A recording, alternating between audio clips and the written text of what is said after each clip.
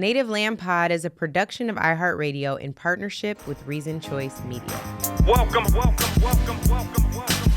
home to the native. Landing on a podcast space destined for greatness. 60 minutes or so hit, not too long for the grave ship. High level combo, politics in a way that you can taste it, then digest it. Politics touches you even if you don't touch it, so get invested. Cross the T's and dot the I's. Gillum back to get 'em. Stand on business with Rye. You could have been anywhere, but you chose us. Native Land Podcast, the brand that you can trust. Yes. Welcome home, y'all, and shout out to Daniel Lauren for our new theme song. This is episode 16 of Native Land Pod, where we give you our breakdown of all things politics and culture. We are your hosts, Tiffany Cross, Andrew Gillum, and I'm Angela Rye. What's good, y'all? Welcome home. I like that theme song. I love it. Yes, indeed. Cross the T's, but don't cross the T. You said cross the T, but don't cross the what? Don't cross the T. Oh, cross the T, but try don't cross this T. Try me if you want to. T. I'm a strong 5 feet. We stand on business with Rye.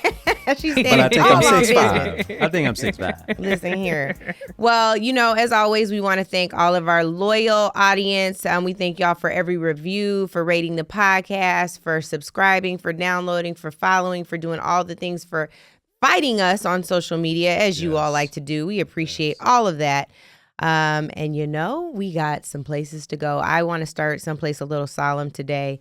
On the other side of losing Donald Payne Jr., who's an elected member of Congress, who I love, one of my forever CBC bosses. You left us too soon, and your legacy will be remembered forever. So, everybody, on today's episode, Louisiana is out here Louisianaing. The State House just repealed a law that required child workers to get lunch breaks. Louisiana State Representative and owner of Smoothie King franchises says he proposed the bill because children want to work without having to take lunch breaks. Oh, okay. So the president signed a $95 billion foreign aid package for Ukraine, Israel, and Taiwan into law. It also included that major nationwide TikTok ban that they snuck into that package. And TikTok has 9 months, not 9 minutes, has 9 months to respond and divest from its China-based parent company. But they said, hold my beer. They want to sue first. I guess all branches of government are busy this week with Tiff level, say it with me, Tiff, nonsense. None. Because the Supreme Court heard a case that could mean major consequences for the unhoused on a national level. The case comes out of Grants Pass, Oregon, where it's illegal to sleep in public spaces.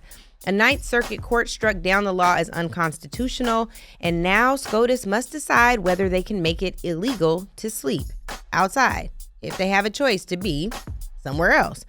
And today, the Supreme Court will hear arguments on presidential immunity. Criminal presidential immunity.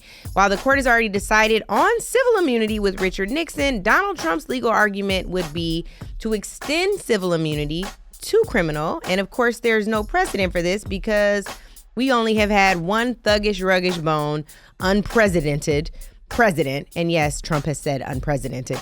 Y'all, we don't trust the system, right? Right. Okay, Tiff is on the fence. It's been I don't hard trust on the us. system. I don't trust the system. Okay, well, I didn't know. I didn't get no amen. It's no, church. I was It's waiting. call and I was waiting to see what the second part of it was. But for the record, oh, she was worried about a Traditionally. system. She should be worried about a not system. trust the system. Okay, and then y'all think it's been hard on us, right?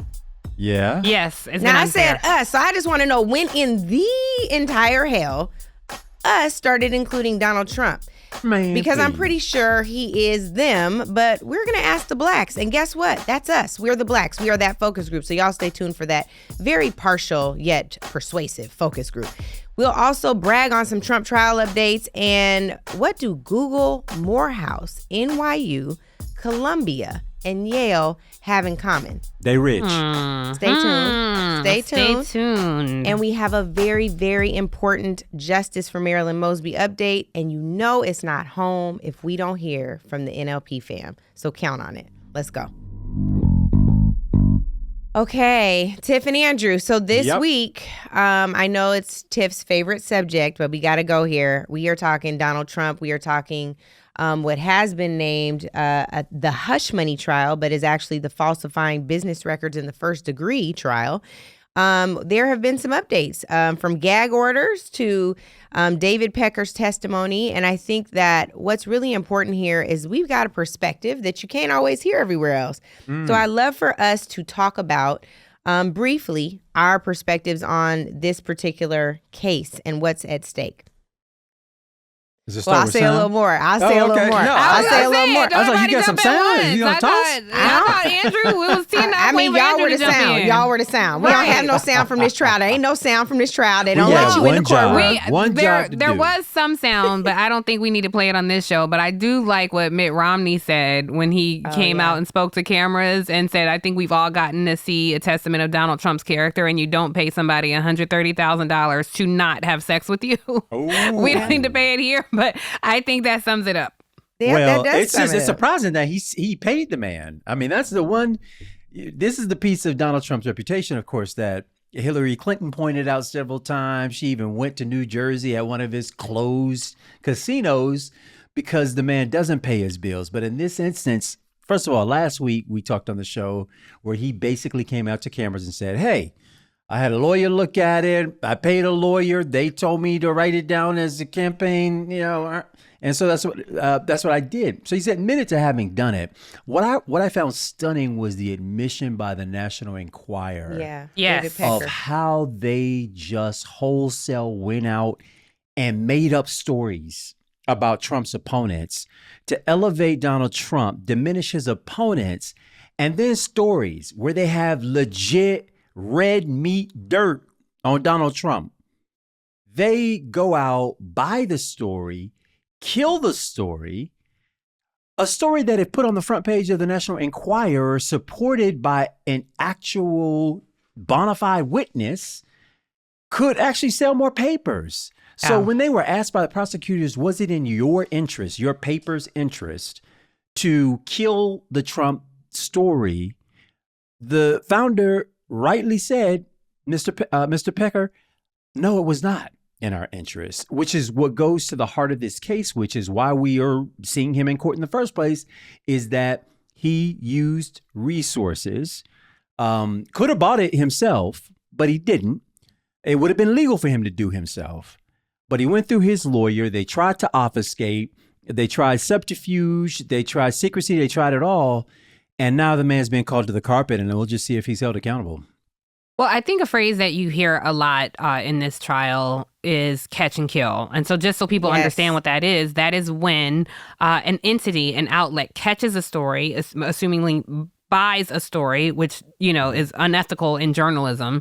That's why people, not in tabloids. Right. And it's important to draw that distinction, right? Because they will buy a story, which when you pay somebody for something, it automatically puts it to question in terms of credibility, and then kill the story. And that's what happened here. I think it's also important to note who reads the National Enquirer. These were people who were more likely to vote for Donald Trump. These are people who, forgive the elitist nature of this comment, but these were people who I dare say were not the most intellectually curious if you're going to the National Enquirer for your news.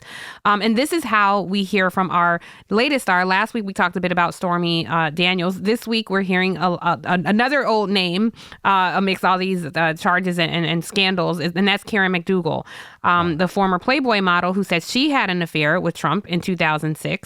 And this was her whole case. She sued American Media Inc., which, David Pecker's company, which owns National Enquirer, because they caught her story. They bought her story, paid her, I think, $150,000, and they were going to just do away with it. She agreed to this because they agreed to then, let her write columns and let her be a model. But of course, they never published anything for her. I think it's also interesting that she was talking about while she was a side chick, she met Melania Trump, met Donald Trump's kids, while walked past Barron's bedroom. And the weird stuff that she said he said to her. He talked about how much he loves Ivanka and how beautiful she is, and he would tell her that she's beautiful like his dog. Just weird, crazy, creepy stuff. And so to me, regardless of the outcome of this case, it really does put before the American people, this is the kind of person that 75 million, mostly white people, are voting for because he allows them the freedom to say the quiet part out loud. He allows them the freedom to hold mostly white power and white control as the demographics of this country change. They would rather see it burn to ashes before they saw power equally distributed among the American body politic, which is a patchwork of all types of people from all types of socioeconomic backgrounds, all types of hues. And it's sad to see, really. And well, Tiffany, I know Angela. Oh, go ahead. No, go ahead, Andrew. So, Tiff, at least none of us are confused about why it is they keep showing up for this man. This is, yes, changing demographics. This is about power. Mm-hmm. And I just think none of us should ever forget what's at game here. Even the ability for a man to be able to talk to a owner of a paper, get a story killed. How about that? Get other stories that are not fact-based whatsoever put in the cycle. And the one thing about, tabloids are tabloids, but some tabloids end up entering into mainstream media. They may be the first one to go that way, but they're the ones that make it a public conversation that then others can then riff from. And that's the power that this man had, and Trump zeroed in on it and took it for a ride. Inside Edition said we were the outlet that everybody made fun of, and then the cable news outlets became. Lord, how about that? So here's the thing. So David Pecker, as Tiff described, talked about this 2015 arrangement he had with Donald Trump. But moreover, what you just said, Tiff, which I think is really important to our listening audience, is Donald Trump has had the ability to say the quiet part out loud. However, in this instance, in this trial, he has been reprimanded for 10 instances of violating the gag order. Turns out the gag is up and he might not be able to keep talking as he has been talking. But on this, since he's walked around immune, we know that at the center of this trial really is the intersection of white privilege and wealth privilege. And Donald Trump has escaped liability, escaped culpability because he's been able to pay his way out of everything. And so now, whether or not he'll be able to continue in that privilege is before the Supreme Court of the United States as they hear oral arguments in the presidential immunity case. Why is this different? His defense team is referencing Richard Nixon versus Fitzgerald, where the Supreme Court ruled that a president is entitled to civil immunity from litigation. What they've never had to decide upon, as I said in our rundown, is whether or not presidents are immune from criminal liability. And that is what is at play here. Donald Trump is saying that that immunity should apply to his criminal conduct. How do y'all think the Supreme Court is going to rule on this? They're just hearing oral arguments now. We know we won't hear this until likely around June or July. But how do y'all think they're going to decide on this? I have a question. When you the law says that a president is immune from civil immunity, what does that mean exactly? That means that somebody cannot privately sue the president while he's in office. That's right. So suits or for any acts done while he was in office. Got it. Acts so done. Any suits that existed before they took office would persist. And any suits that happen after, it just can't be. Okay, so then... Or I was going to say, because Donald Trump was doing all kind of things while he was in office. I was going to say... In the private sector, his children, the first year they were in office, Ivanka and Jared, I think, made over $80 million, I think, that first year. So I wonder... I think part of the distinction, Tiff, and Angela, correct me if I'm wrong, I think part of the distinction is while you may be immune from civil lawsuit, while you serve as president for actions that you take in the interests of the presidency, thereby the American people. So acts that you take that are individual, and this is the line this man's trying to draw, right? Well, he's not trying to draw the line at all. He's saying basically, as I am president, I'm a king, I'm immune, regardless of what I've done, whether it is in the interest or in pursuit of my job as president, or whether it's in my individual Donald Trump crooning, whatever capacity. what is at stake right now with the court, and I think it would even be a question if this were a civil matter, has got to be whether or not a president can be held responsible for acts that are not consistent with his duties as a president while he is serving as president. It's any official action. Any official action. Yeah. Official action. And this man is basically saying, if I'm president, it's official. By right of title, anything I do is all right. And if the court goes that way, we said this before, if he goes out and he kills his political enemy and then says, I'm president and therefore it must be legal. They have to take this to the logical extreme of the possibilities. And nowhere on planet Earth could it be true, except in Russia with Putin. Can you kill your political enemy and never face a consequence for it because you happen to be the president?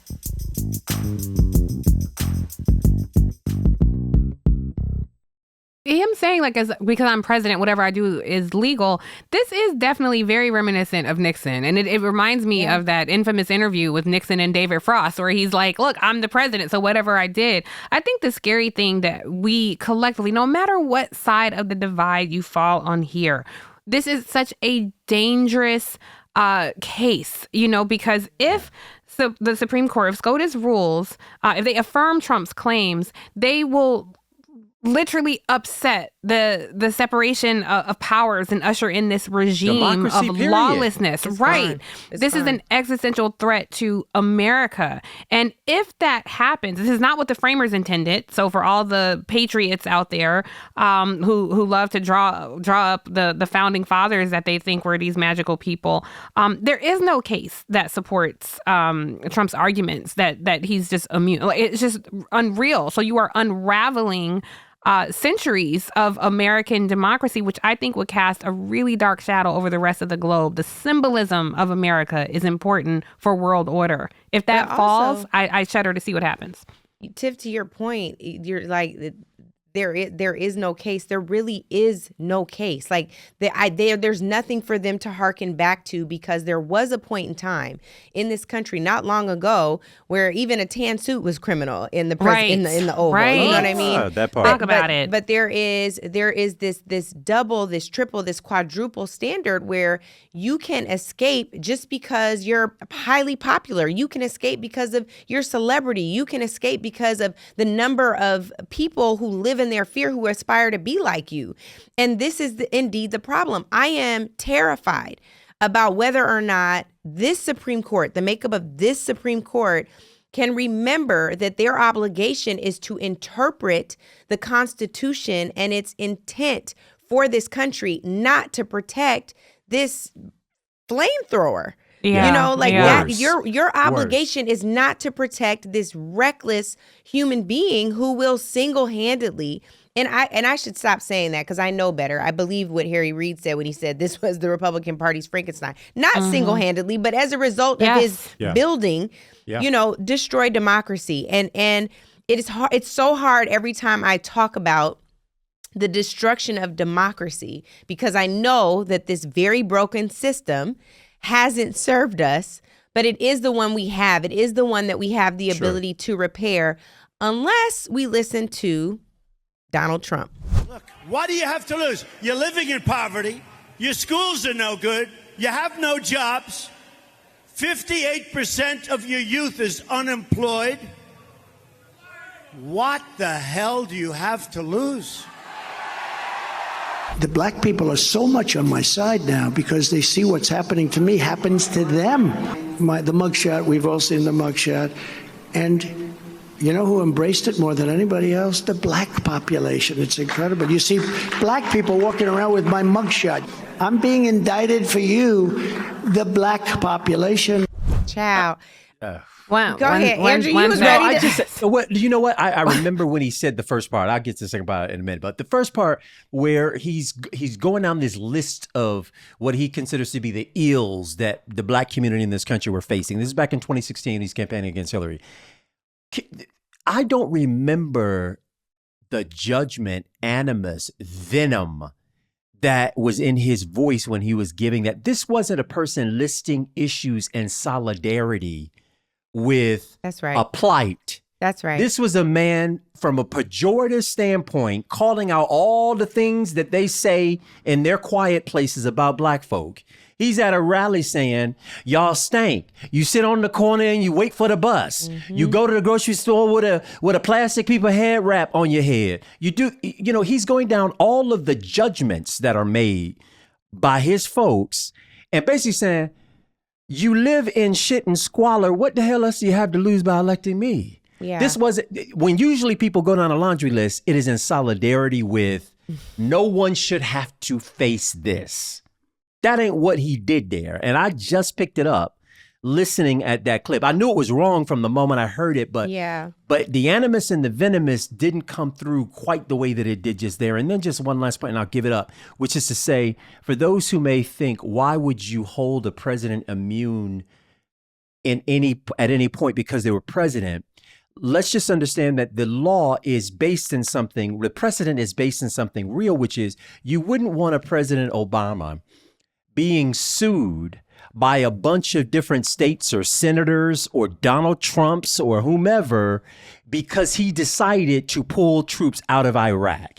That is an official act of the presidency. He is the commander in chief. He executed that. But by doing so, maybe there were some other consequences that fell from it. You don't want a president being wrapped up in having a second think every judgment decision they make as the executive of the president of the United States acting in fear or trepidation because he may be sued while he's still president. Those are called official acts, right? What he's trying to do is extend this definition of official acts to say anything that I do, any conduct that I have while I am president of the United States, I'm immune from it. That ain't never been the law. And that is the question that is before the Supreme Court. That is the question that's before the Supreme Court. But the question that's before us, the blacks have convened their focus group, is whether this is relatable to us. Not just what in the hell do we have to lose? We know how much is on the line. We know we're threatened with it every time we walk out the door. But then he says that we're walking around with his mugshot on. And then there are black folks who have used their platforms. They shall not be named on this here podcast, but have used their platforms and talking amongst families, saying that this is in fact relatable, that we do know what it's like to be tested and tried by the system, that it is reminiscent of the government going after folks like they did Dr. King and Malcolm X. I am looking around like where, Sway, and how, Sway, because what I know is that this same trial that we were just talking about, what happens if we violate a gag order, y'all? We get held in criminal contempt of court. What happens if we pay off someone if we even have the resources to pay off someone to not run a story about us? What happens? We already talked about tan suit. What happens if we wear a tan suit? Or what happens if we get mad and say, for the first time in my adult life, I'm proud of my country, Michelle Obama in 2008, right? Let's be very clear about the fact that there are not a whole lot of parallels here. The fact that you can speak to our plight, as Andrew said, with disdain, does not make you one of us. It does not make you us. The system is not trying you. You're actually abusing the system. Who among us could stand 10 toes down with 88 indictments and get 3 dismissed? And run for president. Become the nominee. Again. Of one of 2 major parties. Tiff is wormying, so I want to hear what's on her heart. I'll be brief because I want us to get off Trump, as you know. But I know. I would just say Donald Trump says asinine things all the time. And I often said trying to cover him when he was in office was like trying to catch confetti because there was some new stupid thing that he would put in the atmosphere every day, be it tweet or, some press conference he would hold.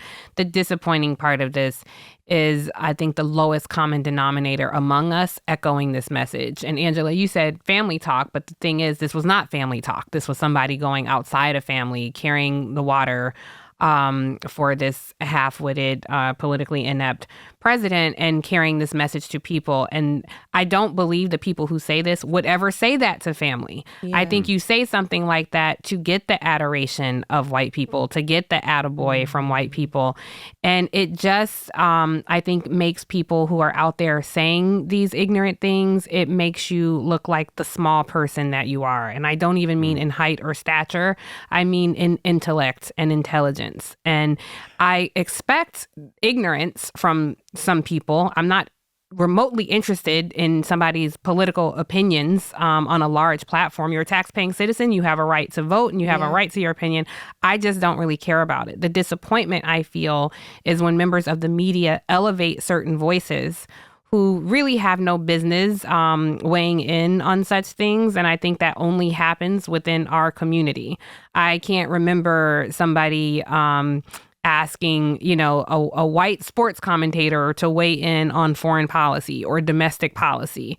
And it just drives me a little nuts. Yeah. So I would just challenge the media, maybe do a little background and consider who you're putting out there. And if you're finding somebody that makes white people comfortable, then you're probably, you have the wrong voice. Tiff, I take slight departure, and I hear where you're coming from, just on this piece around the resonance of a mugshot and his tangling with the criminal justice system or the justice system so publicly in the way that he has of late, and what resonance that may have with some Black folk.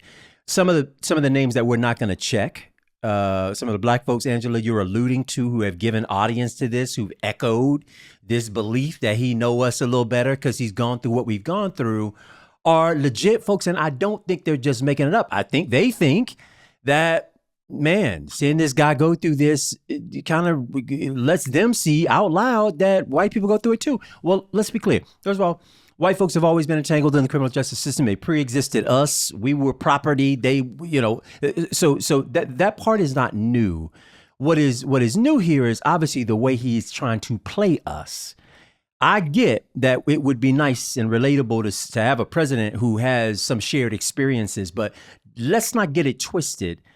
Trump does not share our experience in any way, shape, or form as it relates to how Black people encounter the criminal justice system and how powerful white men, i.e. Donald Trump, encounter this system. And I feel this personally because I've been there. Yeah. When I was accused and indicted and I had to surrender myself to the government, a day I will never forget, one that will live in infamy for me, I showed up, and first things first is I had to take a mugshot.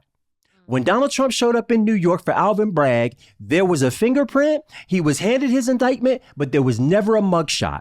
The next thing that I had to do was I got handcuffed, not only by my wrists, but then by a chain running down to my waist, and then a chain around my waist. And from my waist, a chain going down to both my left and my right foot with 2 more handcuffs. And I had to walk at the distance of a baby's leg's width because that's how constrained I was. Right? So Donald Trump didn't have a handcuff on him. Let's get that correct. And hadn't had one in any of the surrendering that he's had to do around any of these cases. When I was accused, I lost a bank. I lost American Express and 4 credit cards associated with them with a near 800 credit score. Yeah. While Donald Trump, who isn't just accused, but was found responsible, liable, $500 plus million he got to pay. And he didn't lose nothing. He went and got almost $200 million secured to back him up. So while he goes through appeal, right? That didn't happen for us. Didn't happen for me. I lost it. Yet this man, so for money he legitimately owes, I was just accused, right? Yeah. We beat their asses. And in his case, I think he's going down. My only point here is do not get it twisted. Just because the man is perping like he has a relationship and understands our plight, one, you misunderstand us. One, because all of us don't have that lived experience. That's exactly Number it. 2, you misunderstand us. And actually, you're not trying to understand us because this is never about a system. It's always about Donald Trump. This is not about how people are treated in the criminal justice system. This is about how Donald Trump is being treated in the criminal justice system. His level of privilege, no matter how white he is not privilege that I would believe is extended to all white folks. It is extended to him at his level of power and influence, and his grievance is only with the way he's being treated. He is not dismantling a system for the corruption of a system. He wants to dismantle a system because of the way in which he has been treated in that system, not because how you and I fare in that system. He can't even dream of how to relate to a criminal justice system that treats him the way it treats us. Yeah. You know, that's a word. It's such a word. And Andrew, I thank you for your vulnerability and sharing it. I think that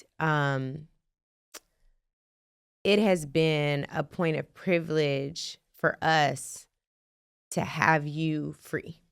Mm-hmm. Angela's about to get something started. She's getting something started. But like, it didn't have to be that way. Like, the thing that is so alarming and unnerving about what he's saying is it literally is a slap in the face for everyone who is fighting with everything they have, with every dime they have, with every ounce of energy they have, as they contemplate whether they should be here or not. That is a completely different battle that he has never faced, that he has no idea about. So at any moment where we are, kind of confused, like something that he's saying sounds right, the unjust system sounds right, it rings true to me. I want you to take a moment to tap in with someone who has experienced the other side of the criminal justice system and ask them what their journey was like, because it didn't look like his. That is the part for me. And as much as like I'm tired of talking about him too, Tiff, I think that we have an obligation to our people to just take a beat sometimes and remind us all why what he says is so triggering, why it is both infuriating because we know what he means and what our experience is and how he's using it to juxtapose it against and lean up against our actual struggle. That's real. In the face of a fake faux struggle. Like, how dare you use what our people have been through, how they've sacrificed their lives for righteousness, for justice, and throw that in our faces as you are able to just escape scot-free all the time. That is the part for me. And so I just want to tap in with my brother for a minute to say, I am so glad that you leaned on faith and you leaned into courage and you were able to take this on and you were successful. That is not always our testimony. It's real. It is 1 in a million, Andrew. Like, normally the feds prosecute, the feds win. They bank on that. And even when it is false, that's right. When it is wrongful. That's right. And Donald Trump is not, you don't get 88 indictments wrong at every level of government. That just don't happen. Well, can I just tap in on something? Because I hear you, Angela, about talking about Trump. I just think, what we get to do here is have a different lens that you don't hear on cable news. But we are also overlooking news. There was a piece in the New York Times this morning, right on target with what we're talking about the disproportionate number of botched executions that impact Black men directly. This man is not worried. Donald Trump is not worried about. That is not his life. That's not his testimony. Andrew, your testimony is harrowing for sure. There's also testimony of people who had SWAT crash through their house, break open their windows, harm their children, harm their mothers, their dogs. The, Red Dog police teams in Atlanta and what they did in the name of justice, of targeting parents who lost children. That is what our criminal justice system looks like. So I just challenge the media at large to not turn this into a reality show with wall-to-wall coverage while overlooking things that can still speak to these issues.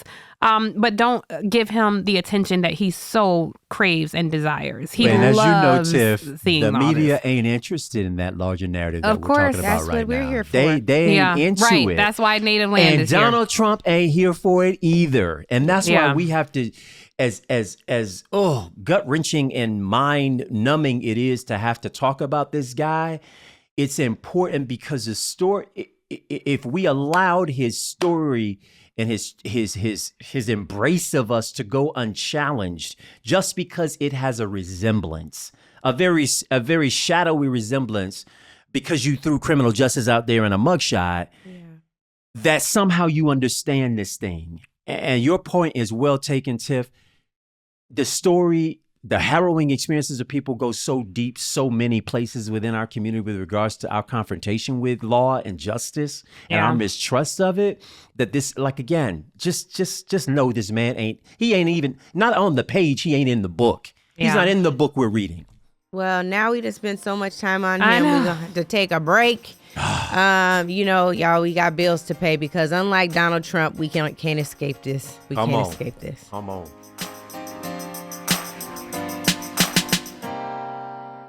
All right. Well, after much debate, we've decided that we are also going to ban TikTok from our episode today. We don't have enough time. What we're going to talk about instead is HBCUs that don't always get enough coverage.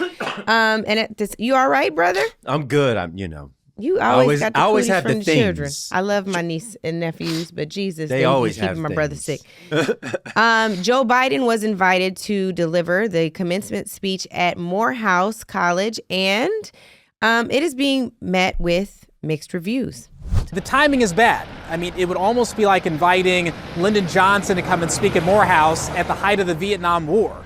Mitchell is a civil rights attorney with the Council on American Islamic Relations and is himself Muslim. He graduated from Morehouse in 2009 and says speaking out against injustice is woven into the fabric of the storied school.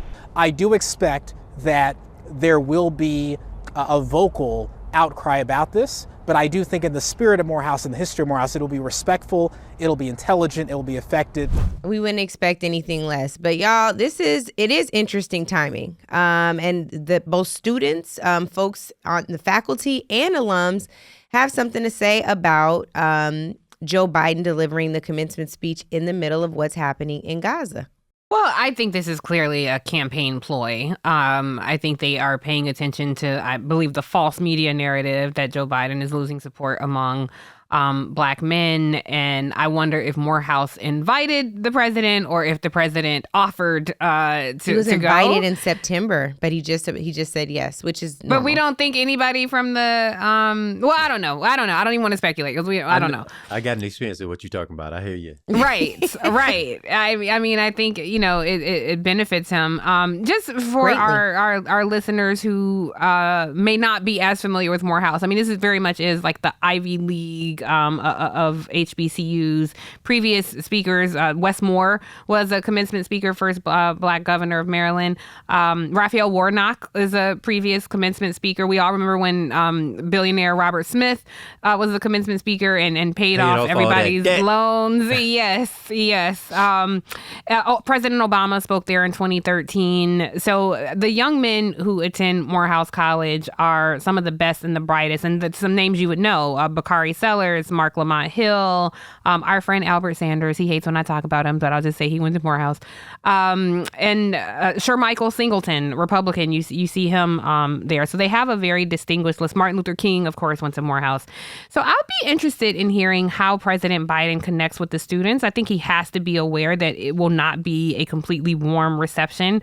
I think we can anticipate seeing protests, and I wonder how those protests will show up during his remarks. But this is something that I have to say, we try to tell you. You cannot convince an oppressed people that other people are not being oppressed. We are the best at recognizing it. And so I wonder what their plan is, because this bridges their domestic policy and foreign policy that very few people support.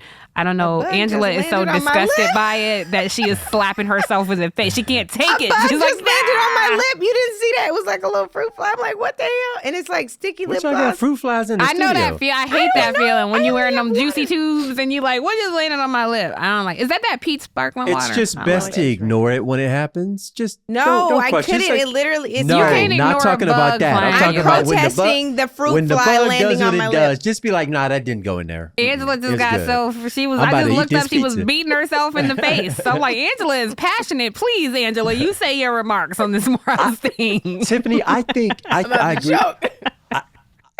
He's lucky that this is Morehouse. In this instance, here we go with FAMU. We about to do the FAMU thing. No, they'll be tame. Marching 100, be marching on that ass. I think this will be a very organized. If there's a protest, it will be incredibly respectful. And I'll just say, I think it will be a warm reception overall for him here because I think because largely they're going to talk about issues that confront Black folks writ large. And I think the White House probably didn't deeply contemplate how international affairs might intersect with this visit, but we know that it will. Speaking of people who invited themselves, when I was student body president at FAMU, Jeb Bush invited himself. It's not known. It was said he was invited to be FAMU's commencement speaker, and was he?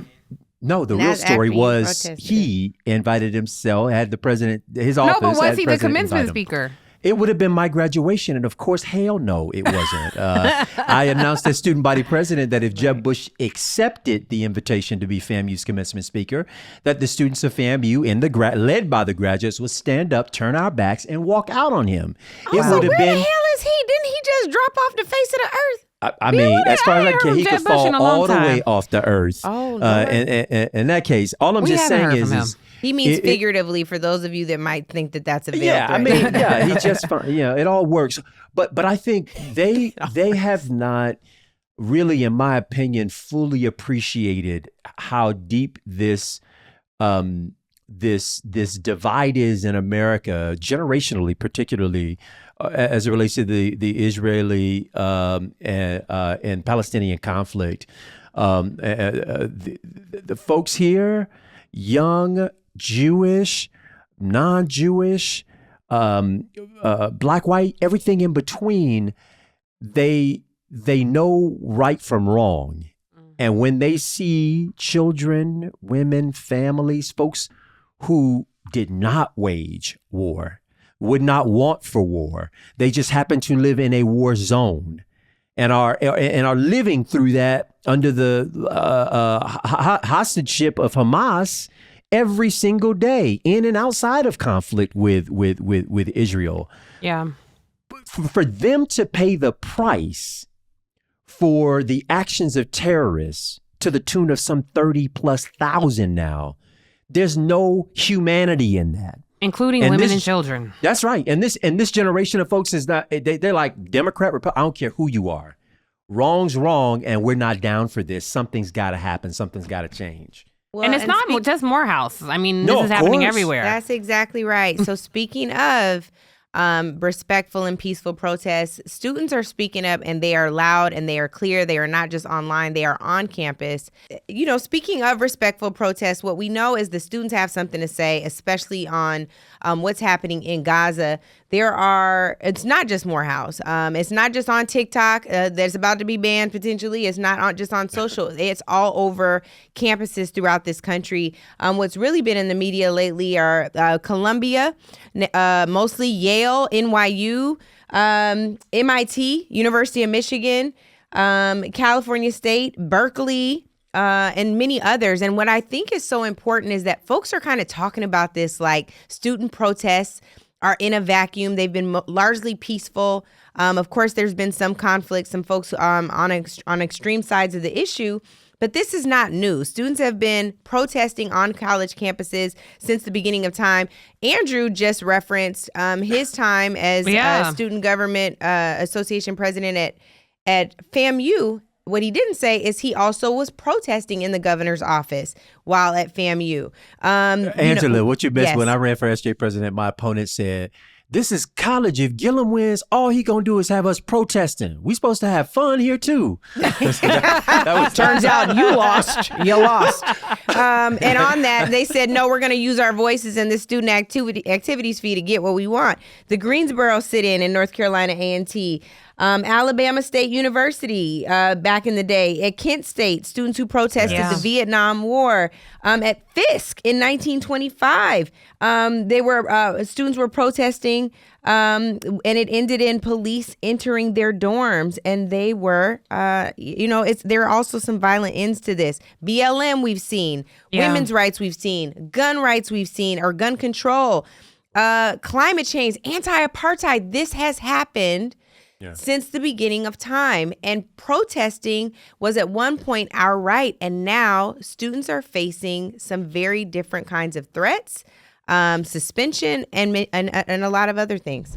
I empathize with individuals who feel uncomfortable with certain rhetoric, but I remind you that we live in a country and we go to attend a university that extremely values free speech, open dialogue, and rhetoric, and I would encourage everyone to listen to a variety of perspectives and to analyze what it means to not like something or disagree with something versus to actively be in a position of being unsafe. You know, what I think is so important about this is what is often missed in narratives that I've read is the fact that this is a protest and a moment and a movement, really, of solidarity between Jewish and Palestinian people. Yeah. Yes. What you see in that clip and hear in that clip is a young Jewish woman on campus who's saying, I understand the inflammatory rhetoric. What I'm talking about is our First Amendment right to peacefully assemble, and that can include protest. Yeah. For whatever reason, what is starting to happen now, and y'all have seen this, is anarchy is being conflated with anti-Semitism, is being conflated with protest. And I want to talk really about the dangers of those things and how they are all separate. If this young sister could stand here and say, I'm standing in solidarity with this because not on my watch, why does her voice not matter? Is she herself an anti-Semite for standing with folks who are saying, I don't want to see innocent children and people killed because of what Hamas has done in Israel and in Gaza? Right. And Hamas, again, a terrorist organization by the United States who has overthrown pretty much the power of the Palestinian Authority, which is the actual governing body and leadership over the Palestinian territory. Hamas, a terrorist group who obviously undertook those horrific murders and attack on Israel, which none of us, not even the protesters, at least none of the ones I've heard from and that I know, would condone. This is, Angela, I'm so glad my big frustration here is that it seems if you are protesting inhumanity or war, that somehow that makes you anti a group of people based off of their religion, the color of their skin, their nation of ancestral or heritage. It would be one thing if you were saying, I hate Israel and I hate Jews. That is anti-Semitic, that is hateful, that is racist, that is wrong. It is another thing to say that you hate war, or you hate war and the consequences that are right now being havocked over the people, the innocent lives, and the Palestinian Authority in Palestine. I don't mind referring to it as that, even though it is not yet recognized. It is fine, in my opinion, to be for it. In fact, every one of us should be abhorring that kind of loss of life. Every single one of us. This is what Governor DeSantis in Florida had to say. The inmates run the asylum criticizing pro-Palestinian protests happening on college campuses in the state of Florida. He goes further to say students should be expelled for protests. And if you are at a university here in the United States on a visa, that visa should be canceled by the government if you participate in protests. So just a quick note for the governor and those who think like him. First Amendment of the United States, Congress shall make no laws respecting an establishment of religion or prohibiting the free exercise thereof or abridging the freedom of speech or of the press or the right of the people peaceably to assemble and to petition the government for a redress of grievances. I know that was boring text, but that is the Constitution of the United States, the First Amendment. These people don't even believe in the First Amendment when it runs counter. Selective, when it runs counter to what it is that they believe. And for y'all who keep talking smack trash about protests interrupting your lives, if it ain't interrupting your lives, it is likely not protests. Yeah. I think it's important for us to understand beyond the college protests, there are also folks inside organizations, big organizations like Google that also have taken issue with what's happening in Gaza. Some employees have protested an Israeli contract of Google, and Google responded by terminating those who protested. It's now more than 50 people who have been fired. They're saying that Google is, quote, no place for politics. Could have fooled me. I was fired about a month ago. This is Eddie Hatfield. He lost his job last month after disrupting an Israeli tech conference that Google sponsored. And I refuse to build technology that powers genocide, apartheid, or surveillance. It was sickening to see Google's name all over the walls of that room while speakers come up and use genocidal, violent language to refer to Palestinians. That room is a place where they're making decisions about how this technology gets used, but not everyone who's affected by those decisions gets to have a voice in that room. That being the people being bombed by AI systems in Gaza, people moving between checkpoints in the West Bank and beyond when this technology eventually gets exported all over the world. Yeah. So I think that we really are at this interesting crossroads where, and those moments like when Congresswoman Barbara Lee was on the House floor and she was the lone We were person. just talking about that. Well, we were waiting. Yeah, we were just talking about the courage of Barbara Lee. Yeah, like saying this is not the war, and then come to find out, people are like, what weapons of mass destruction? Where are they? Yeah. So you don't want to find yourself on the wrong side of history. There are student protests, again, from the beginning of time, trying to ensure that we never betray our moral compass in this country. Where will we stand even in tough times? Where will we stand on courage? Where will we stand when we see what folks are up against? These young people dying, these innocent people dying, starving, can't make it to hospitals, don't know how they're going to see their next, where they're going to see their next meal. Like, this is a really, I don't know. I think that the way that this is being handled both in corporate and on college campuses is just wrong.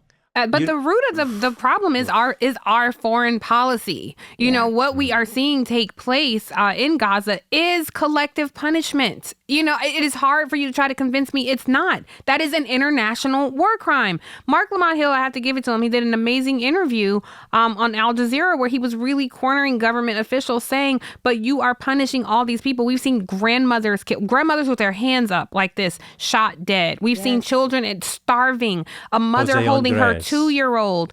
And Biden said, if they kill Americans, then we have an issue. Well, they've killed Americans. Yeah. We have crossed that red line at this point. And I don't think American life is any more valuable than Palestinian life. We are seeing murder. And we have to start calling it what it is. And I see time and again on media interviews with a lot of young Jewish students who are on another side of the divide and saying, yes, it is anti-Semitism and we're, on the receiving end of this. And my thought is I get so angry, you guys. I mean, really to the point where it crushes my mental health for the day, where I find myself consumed by it because I want to shout, where the are the Palestinian students who are harassed every day, the Muslims who are harassed, the policies that impact them. And if you just put out one voice, you might start to think, oh, all these Jewish students are getting harassed. You never hear from the Jewish students on the other side who are saying, hey, we stand in solidarity with you. We don't support what's happening over there. So my push to young people out there today. Thank you, Angela, for playing that soundbite. And that's why Native Land exists, because you will hear. And thank you, Nick, our producer, Nick. Thank you for showing that other side, because you don't see it happen all the time. And so my advice, first, I want to say kudos to this young man at Google, and kudos to everybody out there making their voices heard. Kudos to the people at the Columbia Daily Spectator, the young J School students there. Jelani Cobb, dean of the J School over there, who tweeted out, if you're being denied access, DM me. I'll make sure the press has access. Bear witness, tell your story, speak out. Don't be the last person to speak out. Don't be the last person when it becomes cool to say, oh, this is a problem. Like, you have skin in the game. And right now, this machine that silences you, that says you have a different point of view, being run by, we don't have time to get into it, but I want people to look at Netanyahu's cabinet. I want you to look at the backgrounds of the people that this man has empowered, look at his own record, the way he disrespected the United States during Obama's administration, the way he disrespects President Biden to this day, the way that Israelis are calling on his resignation. To Angela's point, we cannot conflate protest with anarchy. or the Israeli government with Jewish. That's not the same thing. It's not the same thing. It is so dangerous. It is so dangerous. It is so harmful. We are not anti-Semitic because we are not going to support the white supremacist Israeli government. That's right. We have to make a distinction there. Corrupt government. It is. Corrupt government. A man who had intelligence, by the way, plenty of it, prior to the 7th. Prior to, could have helped, could have prevented, right? What occurred on that day could have extracted even more hostages up to this point, which is what the families are calling for. Bring our loved ones home. But he has assuaged, he sidestepped bringing home hostages so that he can continue to persecute an unhumane war to annihilate a group of people, right? He wants to extinguish. And what bothers me the most is that folks are making no distinction between the terrorists of Hamas and the people of I said Palestinian Authority before because that's the governing body, but of the people of Palestine, yet to be named, who are just living their lives, or at least trying to. Jose Andres and his group, who had clearly labeled vehicles that they were there for humanitarian purposes, who had coordinated their movements with the Israeli Defense Ministry, who had 3 vehicles systematically taken out and innocent people who were just trying to feed starving people in Gaza killed, right? There's nothing which way around this war and the way it is being persecuted that is right. And I'm so sick of people telling us in anniversary and memorials, never again. Never again this. Never again will we sit idly by. Never again will we watch as such and such happens. Never again. Well, we're at it again. Yeah, we're at it again. And in this package, we are sending $1 billion in aid for the people of Gaza. And multiple billions in weapons. 17 billion. Right. That's multiple the distinction, billions Andrew. And weapons. Thank you. Make it make sense. It doesn't make sense. And I don't want your thoughts, prayers, and all that other stuff. And years later, your memos and memoirs that say the biggest regret I have was that we didn't do more to save innocent life. Yeah, and we know our world leaders have said that before. Honestly, this is how radicalization happens. You know, this is how that happens. And I think, this is a conversation that we're going to continue. We know that it's risky for us to talk about it, but we know what's riskier is not being able to sleep at night, being on the wrong side of history, knowing what it's like to be an oppressed people. If we can stand in solidarity with these folks to say, you know what, not on our watch, we're going to talk about it here every week if we can. And Angela, I know you're rapping, but can I just... That's right, Tiff. We also as Americans have to acknowledge what our documents, our founding, what we believe in our nerve, heart, and sinew, which is even if I don't agree with you, in a democracy, I still have to stand and protect your ability to say what it is that you think. And simply because we disagree with each other, we want to squash out free opinion, protest, people's ability to peaceably assemble. I've got too many Jewish friends, too many who I know to a fact would never, ever, ever want to look back and be reflected in history as having stamped out free speech simply because we disagree. And just for this package, I just wanted to just really drive this point home because I think, Andrew, you said it, but we kind of moved past it. This would be this package in like aid to Gaza and then weapons. It would be the equivalent of a foreign power sending $1 million in aid to the enslaved while sending billions of weapons to the Confederacy. Yeah. Come on. I think you cannot save me and kill me at the same time. You can't. It's impossible. And I don't know how your moral compass is telling you that's okay. So and you can morally reject an assault on innocent people, which occurred in Israel and could have been prevented by the horrible president. And at the same time, you can decry inhumane and unjust war practices and tactics being waged against an innocent people. In fact, we must. we definitely stand with and in solidarity with the students on these campuses, with the workers who just want to be heard at Google. And we'll be right back after this break. There's a gospel song. I don't know who sang it. I'll fly away. Who did that? Was that Hezekiah Walker now? I don't know, but those movements were pretty hip-hop-ish. Oh, it's too worldly. It's too secular. It was of the world. I remember there was a pastor that said, when, Kirk Franklin used to be, go Jesus, go Jesus, go. The pastor said, how you gonna tell Jesus to go? So there's always be a reason for something. But in the meantime, I'm talking about flying away because American is trying to restrict your ability to do just that. American Airlines said, not on my watch. If you don't book on my app, call my customer service that you might not be able to get through, you ain't getting no miles. What y'all think about that? First of all, I didn't know we were in the show. I thought we were just talking. And it's I thought we just talking about gospel songs. That was in a whole I was direction. thinking about flying, and so you know how my brain works. I gotta always harken back to a song. You of the world. It'll be gospel. Okay. It could be I'm up here rap. about to make the audience suffer through my singing gospel. This is what I have to say about that. I just got off an American Airlines flight, so it's very apropos and timely. I'm so over these airlines, okay? The three largest carriers in the United States those sponsorships. I love American Airlines.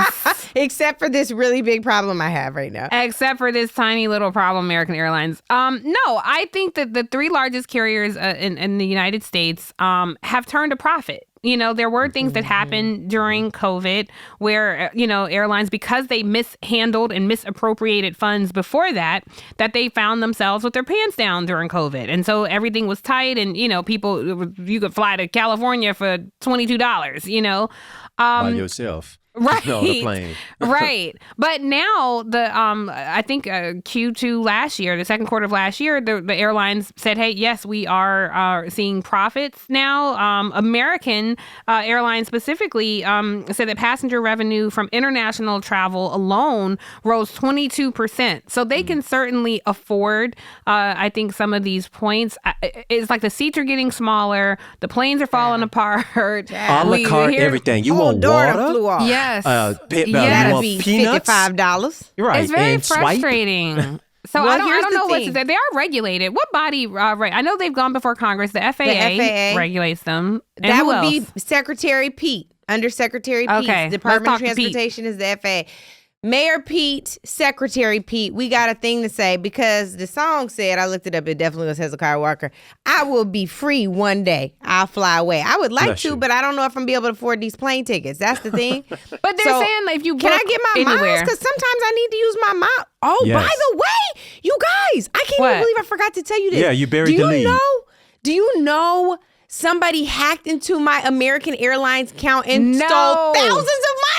So not only am I now not going to get miles potentially from these new trips I booked, but they literally, it was like 3 different people. I should name them on this podcast. Okay, can I just say- problems. Angela, First world. but How was that first word? I was Can I literally about to book my godson a ticket up with my miles, and I was like, how do I got First 2.4 world miles Okay, left? Like, I just want to say I apologize. I needed to get the Turks and Caicos. I knew Angela's American Airlines number, and this was not you. know. I'm gonna prove it. I'm gonna pull this up. It was How crazy. did you find out who did it? You literally Because I looked it up, and then I just remembered they told me I need to file a First police world report, and now I'm and you don't I- know these people. No, I don't know these people. world So how did they get to your airline They hacked miles? into my account somehow. They hacked, I'm so gonna they check changed in like my my mileage account. number. You should, but they like send you. Andrew, this is so rude. It's not first world to need your miles. Thank you. Somebody. Yeah, when it's to fly your cousin across the country when It's not my cousin. It's my godson. These your kids are godson, expensive. because most of the godsons who ain't in first world problems are taking Greyhound across the country. Andrew, even- okay. that's a That lie. is- Tell me the last time. And you know what? How long does it take to take the damn bus from Tallahassee Forever. to LA? Please Thank tell you. me. Exactly. Tell me when the Forever. last time you was on a Forever. Greyhound bus. Listen, I said first world. I didn't say I wasn't in it. Anyway, well, for those of you who have empathy and can understand what it's like to be stolen from, you guys know I have personal beef and trauma around people close to me being stolen from me. But not only that, now it's the damn randos. I don't even know. I'm gonna name these people on here. Somebody take a commercial break because you'll make yourself we liable. Make sure we pay these I can't name the people. I don't know stole if you the should. miles. I know, but I can say allegedly these people did it. Okay, if you say allegedly, never mind. So. Tiff is saying I can. Well, as the resident attorney here, because I watch a lot of the practice in LA law, I don't know if you can say that legally. Tiff, you know, you're about to get disbarred. You don't even have a license. We're not going to. Anyway, it's fine. All I'm saying is, beginning in July, travelers will only receive loyalty points and advantage miles if they book their flights directly with American or one of its partners. What if you do it on American Express? If you do it through American Express. No, that's hold not on. Now American here's this. Airlines, friend. That's right. But I don't know about that answer. We got to find the answer. But Andrew, here's the thing. Here's the part that is first world. You know how else you can get your miles? If you book with a preferred travel agency. Who's a preferred travel agency? So we need to see that. Is our person a preferred travel agency? Who we? Jonna, I don't know. Well, we got to find out. It's not us. But that is first world. I don't appreciate you calling me get my miles stolen first world. I'm mad at you again. I was already mad at you last time about Katie. Now I'm mad at you about this. And I apologize for showing out. Today, I'm not apologizing. No, listen. The funny thing is you apologizing to me for going off on me. I'm like, you do it every time we talk. That is a lie. Andrew, Tiff, tell him that's not true. I don't be going off on you. I stay on punishment with you. No, brother, I normally am on your side. And I'll fight somebody else about openly, you. That is true. To the public. But you be Andrew. Okay, tell me, give me an example. No, we're gonna move away from because you know you lying, acting like Donald Trump. What are you doing? Oh no, telling stories, full stories. That was unnecessary. Well, so is this lie you telling. That was unnecessary. Angela's a passionate communicator. I am a passionate communicator. And I said I'd never say fake news on this podcast. Well, there we have it. Anyway, I'm mad about the airlines thing. I don't like the airlines got to do better. Like we spend a lot of money with these airlines, and we, as you know, the people who patron these airlines, and because we have to. How else are we going to get across the country? I think our as customers, we deserve a little more regard and respect. Nobody is getting on Greyhound. Nobody. Andrew. Angela is lying. Red bus. Unless What is that? Red bus? Oh, what is Red Bus? That's how the kids go home. Spring break every weekend. They jump on the Red Bus. They got internet. They go to Atlanta. Oh, that's like the fancy bus. I think I have heard that. Like the DC New York bus. The Hamptons Jitney. Okay, well, either way, this conversation is over. Y'all and we're remember moving to call to AirTran? action. Now back to the real world. AirTran, you can fly $50 each way. If you Yeah. want a That's student now that had your Spirit. That's student why ID. AirTran ain't here no You know more. what's crazy? Right. You making fun of Spirit Airlines. I bet you their door ain't flew I off. ain't flying nowhere where I gotta fight you for seats. You gotta I fight gotta them for then- seats. You gotta fight for I a gotta seat go belt. under the plane to pack You my gotta own fight bags. for toilet paper. Oh, you just paid for a seat. You ain't paid for no leg room. Okay, so now we are going to listen to comments. We don't have questions this week. We have 2 comments from Native Land Pod's audience. We are going to start with Mark. Hello, Native Land Pod. My name is Mark Clemens. I'm from Fairburn, Georgia, originally from California. I'd like to address Kelsey Plum's statement regarding the WNBA. She speaks about the WNBA and the CBA. First off, there's really no collective bargaining to be had there, seeing that in 25 years from the inception of the WNBA, they've never turned a profit. So if you want to be paid a fair salary, then you're going to have to generate income more than what you're doing now. So what's needed? You need more people watching your game. Without TV money, there's no way you're going to add to the salaries. So you need to think about what can be done to add more people watching your game instead of moaning and groaning about not being paid. There's so many athletes that wish they were able to go to a professional league where the WNBA is a league for women. So Miss Kelsey Plum, instead of whining, let's come up with some ideas to create more people watching your game that will add to TV money and will add to your salaries. Thank you so much. Have a great day.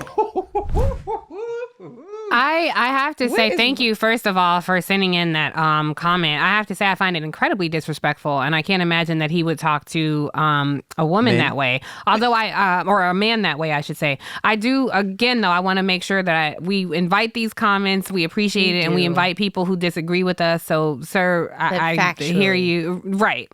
So I hear your point. You clearly disagreed with Kelsey Plum and perhaps some of our words following it up. I do think you suggesting that Kelsey Plum is whining about not earning a fair wage. I do find that language a bit disrespectful. The WNBA brings in just $200 million annually. And so they do rely on the NBA for some of their funding. I think this young woman was well within her right to say that they just want to benefit from the profit that they do bring in. I hear you that, yes, we should all start watching. And I believe the TV deals and rights are up in 2025. So they're actually negotiating those now. And I hope that the WNBA is being heavily considered given how much excitement was generated around them. But I would invite you and just ask you respectfully to watch how we talk to young people, young women in particular, who are demanding to earn a fair and equitable wage. I don't know that I would call that whining, with all due respect to you. Yeah, I got slightly less respect than Tiff. I'm working on it. God's not through with me yet. I would just say as a factual matter that there actually is a collective bargaining agreement with the WNBA. Of course, and we can move on to the next statement. But thank you, Mark. We hope next time you'll consider weighing in and checking your facts first. Can I just say, where do we ever blame? Do we blame the flight attendants for the new policies at American? Right. Kind of crazy. Do we the baggage handler for Delta because if they had to get stimulus money during COVID? Right. All I'm saying is the people who sit at the intersection of the impact are not always the ones who are responsible for the cure. These women are getting out there every single day, giving their heart, giving it all, leaving it all on the court.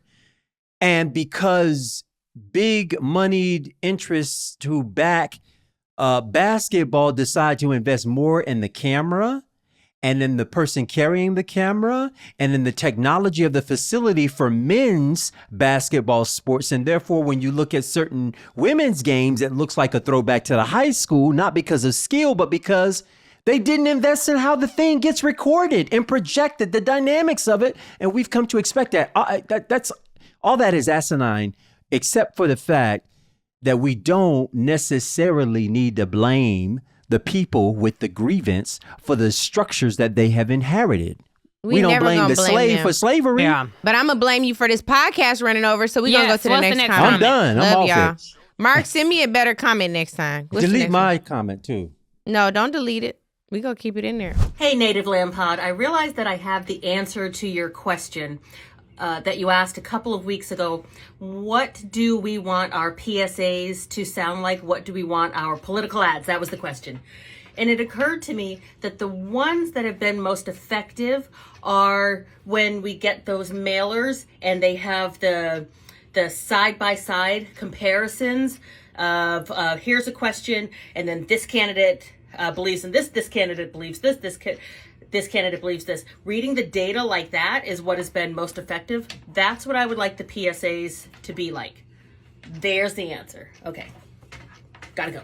This is Donalda from Florida, the teacher. Hi, Andrew. Girl, hey. What's up, Donalda from Florida, girl. I just want to say, we family. When we you can come ask through with questions your hair, while we your get hair dressed. I want to see how her hair turned out. It looked cute how she had it. She was blowing it out in the back. It looked healthy and full. I want to know your whole regime, girl. Tag us in the photos so we can see what it looks like. But let me tell y'all this. I theoretically like the approach. I think that works for a graphics ad. I don't know how well that would work visually speaking through those things. I'm a visual learner, so auditory, hearing those comparisons to auditory at least is probably challenging for me. No, but she's saying as a mailer, right? On the flyer. Like you look at it. Well, she was saying ads that are most effective for her. Yeah. I thought she was saying using the mailer model for a PSA or a political ad. Either I think if you do it in print or in print is all I'm saying. Well, in print, but even if you did that on social, if you did that as broadcasted ad, I think all of it works. I think she's saying for what she's saying. Yeah, just point out a contrast. Yeah. The problem is though, even that that opens people up to disinformation because people always say, oh, this person supports murdering babies. Like people can manipulate language and misinformation and disinformation. We should start telling our folks to be like, cite your source. And when they cite the source and that source be like booboothefood.com, yes, it's not a reliable one. We'll have Tiff do a primer really soon on how to know if a source is a reliable primary source or not, or if it came from your little cousin Ruru and them. Or you heard, or some random video on YouTube. Like, that's not a source. I said that. I can't remember if it was on Native Land page or the other show, Across Generations, but I was saying, well, what are you talking about? Can you cite your source? And the young lady responded, cite my source. This is Instagram. You said, and facts matter everywhere, darling. So to that point, because facts matter and so does time, we are almost out of time today. But we will not end our show without having a call to action segment, which of course is one of our favorites. We do not like to talk without and leaving y'all without anything to do. So today, I'm going to defer my time to you, friend, because mine's long. Okay, well, then I'm going to take your time, reclaiming your time. I will say to you that we have received such a wide and huge, loving response to our podcast about Marilyn Mosby and what happened in her case. Since then, we have been working diligently to figure out the best ways to support Marilyn. And one of the things that became really, really clear is that in order to ensure that her case is heard, from this administration, from the Biden administration, is to ensure that we have a petition. Yeah. And so that petition is now live. Color of Change has a platform called Organize For, and you can find Pardon for Mosby there. We will have a QR code on our page. We'll have links on our social pages, as well as in our podcast description for this episode, both on YouTube for visuals and on audio on iHeart. And so we hope that you will join us in signing that petition. It is our honor, our greatest honor, to host this petition for our dear friend, a hero of ours, and someone whose legacy is all about righting the wrongs of the criminal justice system, even some of the past from the president himself. This gives him an opportunity to join us in righting some of those wrongs and supporting Marilyn, some of that incredible work, including the work she did to stop prosecuting marijuana possession cases in Maryland. Before it was popular. Testified before the House and the Senate at Kamala Harris's invitation on that robust and progressive policy. So if you're standing on her shoulders to implement some of those policies, perhaps you can stand with us and ensure that she's pardoned. Marilyn is facing 40 years in prison. She is scheduled to be sentenced on May 23rd, and we're hoping that we can halt that by getting her pardoned as she deserves. Hear, hear. She shouldn't serve a single day. Not a one. Day. For spending her money. Not a one. She literally did nothing. Money. And I would just invite you all to remember Andrew's testimony that he gave as a mini pod, but also what he shared today, that she would be handcuffed, cavity searched, put in a maximum security prison away from her two young daughters who she's raising. And she stood on the front lines for us during Freddie Gray. And she said to young people, our time is now. So to echo what Angela's saying, our time is now to show up for Marilyn. Yeah. Well, before we end the show, I want to remind you all to please not only leave us a review and subscribe to our podcast, but also be sure to send in your comments and questions. We love hearing from you. We love to argue with y'all. We love to hype you up, hype our besties up. But we also want to make sure you know that we are available on every platform you can get your podcast, and also on YouTube. Our episodes drop every single Thursday. We have a mini pod every now and then that drops on Monday. We hope that you'll check those out as well. You can also follow us all on social media at Native Land Pod, and our respective handles that I won't name right now. We are Angela Rye, Tiffany Cross, Andrew Gillum. And just in case y'all missed it, we are a mere 193 days until Election Day. Nevertheless, welcome home, y'all. Welcome home. Thank you for joining the natives. Intentional with the info and all of the latest. Rye, Gillum, and Cross connected to the statements that you leave on our socials. Thank you sincerely for the patience. Reason for your choice is clear. We're so grateful. Took the oath to execute roles. Yeah, faithful. Preserve, defend, and protect the truth, even if painful. Welcome home to all of the natives. We thank you. Welcome home, y'all. What's Welcome up, home. sis? Native Land Pod is a production of iHeartRadio in partnership with Reason Choice Media. For more podcasts from iHeartRadio, visit the iHeartRadio app, Apple Podcasts, or wherever you listen to your favorite shows.